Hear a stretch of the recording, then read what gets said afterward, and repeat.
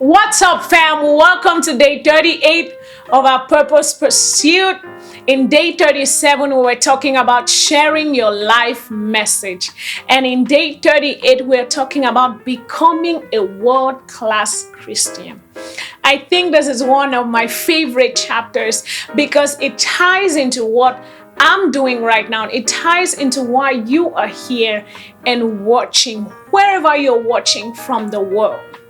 And in this chapter, our author is saying that God's desire is not just for us to impact our family, our local community, but we have to have a world-class vision. We have to have a world-class perspective.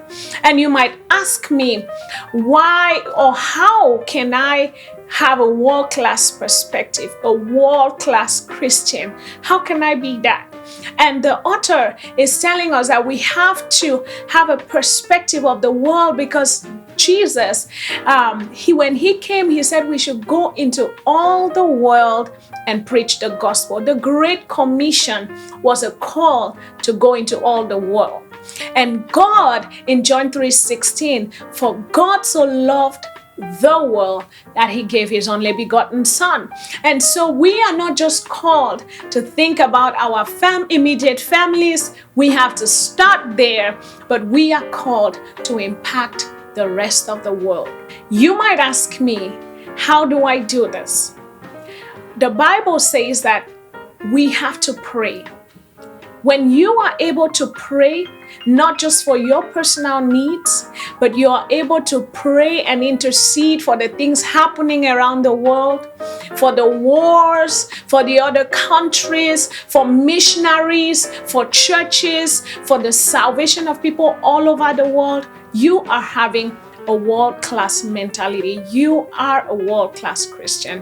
When you are able to use technology like I'm doing right now to share your message to the world, to share the love of Jesus with the world, you are a world-class Christian because you have a global perspective. When you are able to give, using your finances, your resources to give to missions, to give to missionaries, to give to the less privileged, you are a world-class Christian because you're using your resources to reach beyond where you can reach. And so we are called to have a global perspective, a world perspective in our giving, in our prayers, in our reach, in our impact. And when we have that perspective, I tell you what, opportunities are going to always present themselves. When I was reading this chapter again and just getting ready for this video, I remembered someone who has sent me a message saying that next year they want to go on a mission trip.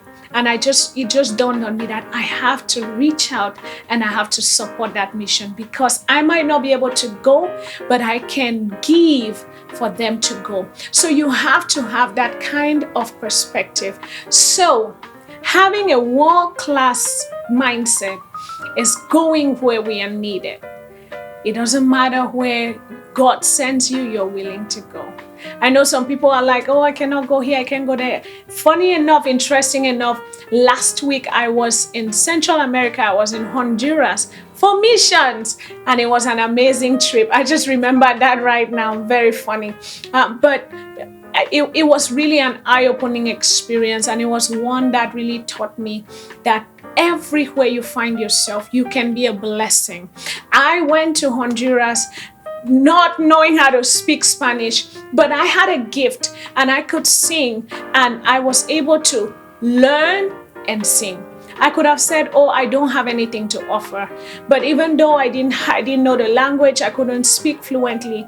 But the little that I had to offer, which was my gifting, which was my voice, I was able to use it. I was able to sing and I was able to give glory to God. And I believe that the hearts of the people were touched.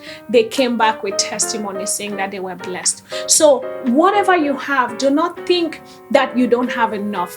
There's a world waiting out there for you. There is a global global world where you can affect from the comfort of your own home. And so do not minimize what you have.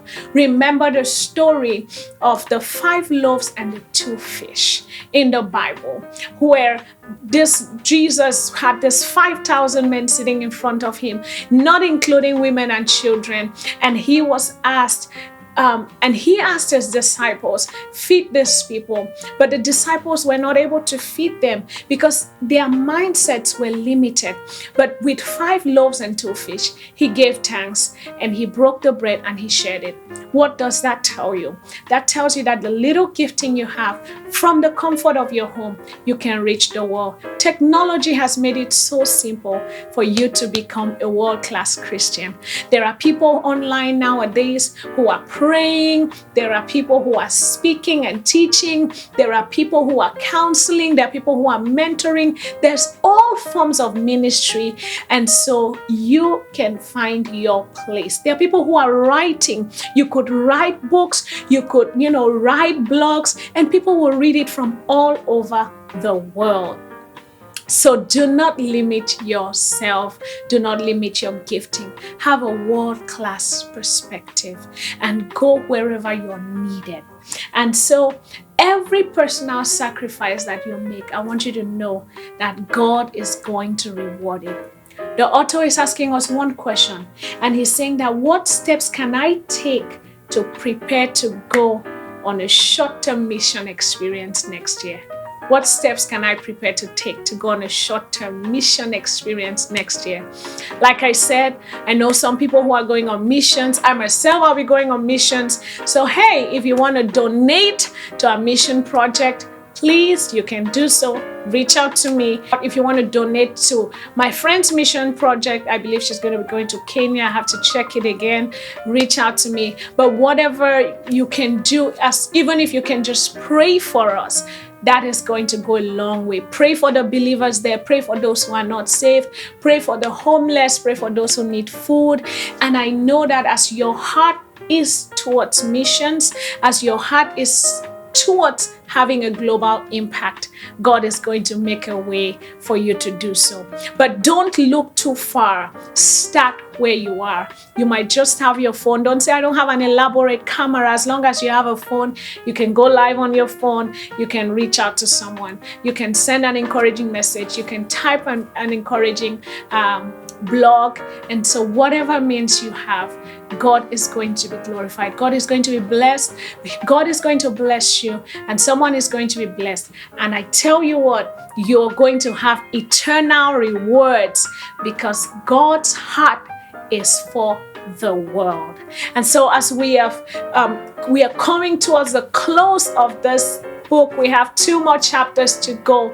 The whole point is really understanding that you have a mission. You are called. Don't look at yourself to be small. Take what you have and start using it because God is going to multiply it. You have to identify those areas of gifting. You have to be intentional. You have to be intentional to share. You have to be intentional to grow. And you have to be intentional to give of yourself so that God can be glorified. In that, you're going to experience purpose. In that, you're going to experience fulfillment and joy. I'll see you on day 39 of our Purpose Pursuit. But if you liked this video, please do well to share it with someone, comment. And if you haven't subscribed to this channel, that's going to be giving you amazing, inspirational content. Please do so. I'll see you tomorrow. Bye-bye.